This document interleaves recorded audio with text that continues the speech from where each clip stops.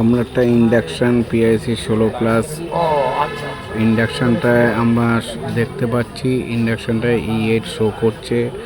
একটুখানি জল ফুটে ইন্ডাকশানটা না অপশন E8 শো যদি করছে। এখানে না থাকে সেটাই আমরা এবার কিছু রেজিস্ট্যান্স চেঞ্জ করেছি। রেজিস্ট্যান্স চেঞ্জ করে আমরা দেখব এবার কি রেজিস্ট্যান্স আমরা চেঞ্জ করেছি, সেটা তোমাদেরকে দেখাচ্ছি। দেখো, একবার চেক করে দেখে নাও কি রেজিস্ট্যান্স চেঞ্জ হয়েছে।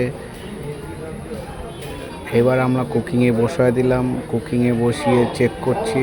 এবার জলটা গরম হচ্ছে আস্তে আস্তে। এরপর দেখছি বয়েলিংটা আমাদের স্টার্ট শুরু হয়ে গেছে। তা আমরা আশা করি ইন্ডাকশানটা E8 কিসের জন্য হয় এইগুলো চেক করলে আশা করি আমরা ইন্ডাকশানটার E8টা সলভ হয়ে যাবে। তোমরা সবাই দেখে নাও, কোনো ইস্যু থাকলে আমাকে বলবে, আমি তার চেষ্টা করব সমাধান করার জন্য। দেখুন বয়েলিং সুন্দরভাবে হচ্ছে।